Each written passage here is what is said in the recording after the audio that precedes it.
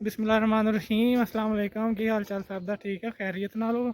उम्मीद है तुसीं सब खुश हो गए, आबाद हो गए। अल्लाह पाक तुहानूं इस तरह ही खुश ते आबाद रखे। ਅਸੀਂ ਸ਼ੁਰੂ ਕਰਦੇ ਹਾਂ ਅੱਜ ਦੀ ਵੀਡੀਓ ਸ਼ੁਰੂ ਕਰਨ ਤੋਂ ਪਹਿਲੇ ਤੁਸੀਂ ਸਾਡੇ ਚੈਨਲ ਪਿੰਡ ਵਲੌਗਸ ਨੂੰ ਸਬਸਕ੍ਰਾਈਬ ਕਰ ਦਿਓ ਤੇ ਸਾਡੀ ਵੀਡੀਓ ਨੂੰ ਲਾਈਕ ਤੇ ਸ਼ੇਅਰ ਕਰਿਆ ਕਰੋ। ਨਾਲੇ ਆਪਣੇ ਅੱਛੇ ਕਮੈਂਟ ਕਰਕੇ ਦੱਸਿਆ ਕਰੋ ਕਿ ਤੁਹਾਨੂੰ ਵੀਡੀਓ ਪਸੰਦ ਆਉਂਦੀ ਹੈ ਕਿ ਨਹੀਂ। ਅੱਜ ਦੀ ਵੀਡੀਓ ਸ਼ੁਰੂ ਕਰਨ ਤੋਂ ਅਸੀਂ ਸ਼ੁਰੂ ਕਰਨ ਜਾ ਰਹੇ ਹਾਂ ਤੇ ਅੱਜ ਦੀ ਵੀਡੀਓ ਵਿੱਚ ਅਸੀਂ ਤੁਹਾਨੂੰ ਦਿਖਾਵਾਂਗੇ ਕਿ ਮੱਝ ਕਿਸ ਤਰ੍ਹਾਂ ਚੋਈਦੀ। ਮੱਝ ਤੋਂ ਚੋਣ ਤੋਂ ਮਤਲਬ ਹੈ ਕਿ ਮੱਝ ਦਾ ਦੁੱਧ ਕਿਸ ਤਰ੍ਹਾਂ ਚੋਈਦਾ।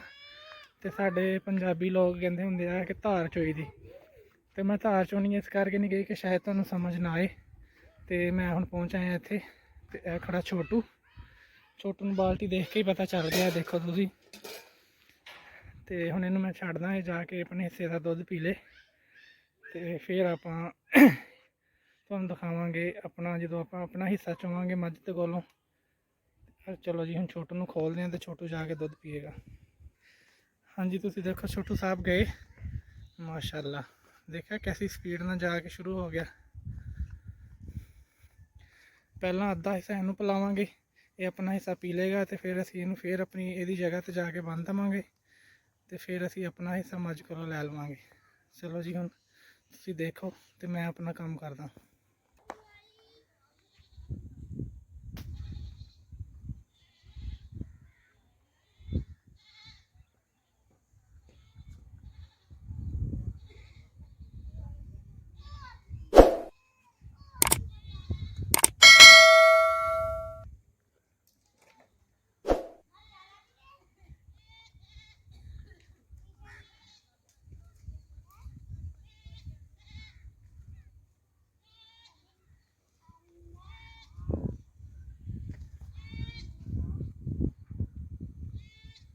ਹਾਂਜੀ ਛੋਟੂ ਪੀ ਰਿਹਾ ਆਪਣਾ ਹਿੱਸਾ ਤੇ ਛੋਟੂ ਖਤਮ ਕਰ ਲੈਣਾ ਤੇ ਫਿਰ ਆਪਾਂ ਮੱਝ ਚੋਣੀ ਸ਼ੁਰੂ ਕਰਦੇ ਹਾਂ। ਫਿਰ ਤੁਹਾਨੂੰ ਦਿਖਾਵਾਂਗੇ ਕਿਸ ਤਰ੍ਹਾਂ ਮੱਝ ਚੋਈਦੀ ਹੈ।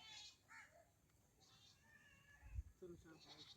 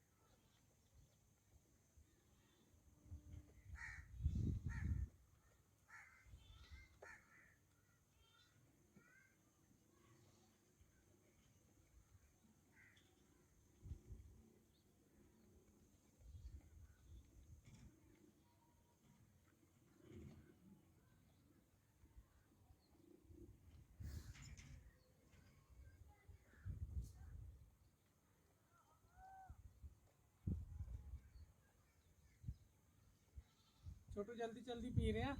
ਜਿਸ ਤਰ੍ਹਾਂ ਹੀ ਇਹ ਖਤਮ ਕਰਦਾ ਫਿਰ ਆਪਾਂ ਸ਼ੁਰੂ ਕਰਾਂਗੇ। ਜੇ ਜ਼ਿਆਦਾ ਬੈਠ ਕੇ ਕੋਲ ਗੱਲ ਕਰੀਏ ਤਾਂ ਮੱਝ ਡਿਸਟਰਬ ਹੋ ਜਾਂਦੀ, ਗੁੱਸਾ ਵੀ ਕਰ ਜਾਂਦੀ ਕਿਸੇ ਟਾਈਮ। ਫਿਰ ਕਹਿ ਦਿੰਦੀ ਹੈ ਕਿ ਤੁਹਾਨੂੰ ਅੱਜ ਨਹੀਂ ਮਿਲੇਗਾ ਫਿਰ ਦੁੱਧ। ਇਸ ਕਰਕੇ ਮੈਂ ਕੋਸ਼ਿਸ਼ ਕਰ ਰਿਹਾ ਕਿ ਥੋੜਾ ਚੁੱਪ ਹੀ ਰਹਾਂ।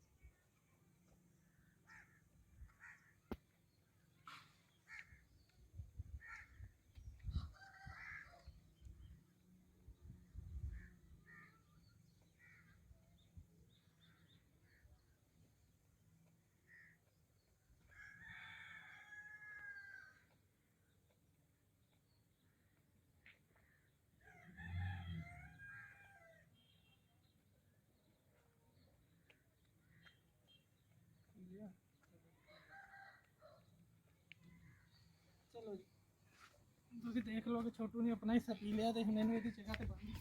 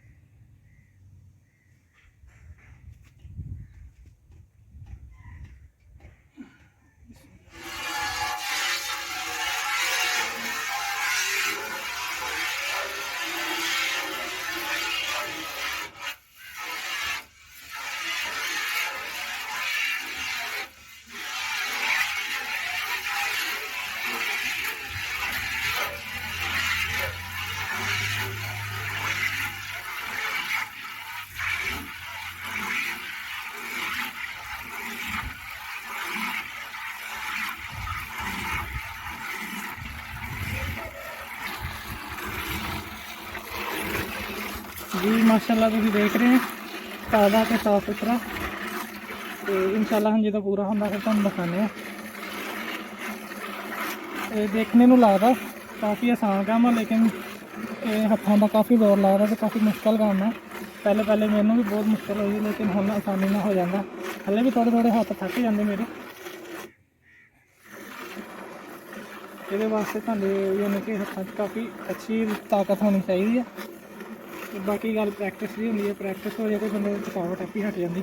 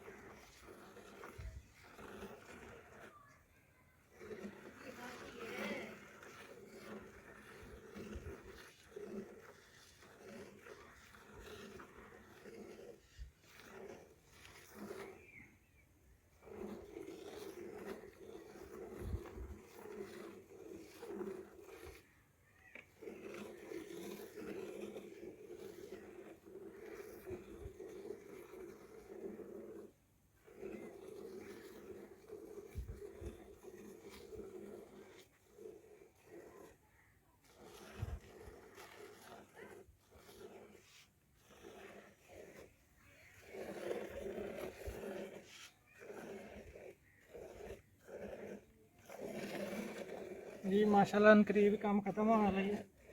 तो तुहानूं नज़दीक करके दिखाना मैं।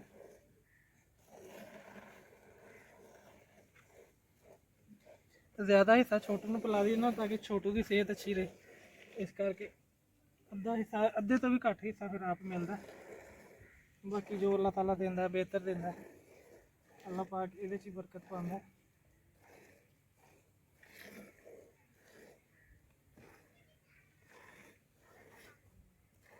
हल्का फुल्का जो रह जाता है भी कढ़ लेना बेहतर होता, ताकि कोई मुश्किल या परेशानी ना बने, कोई प्रॉब्लम ना बने।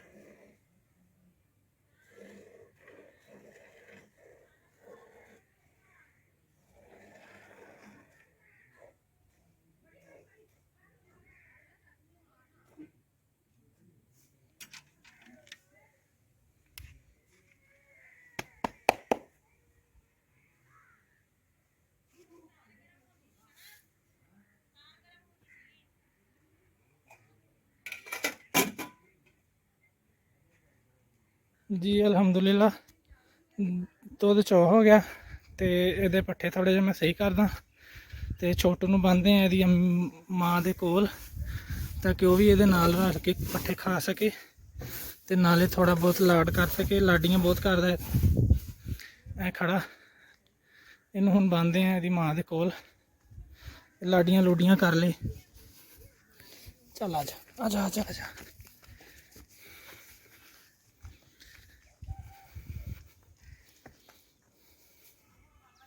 मस्तियाँ बहुत करदा, देखियो।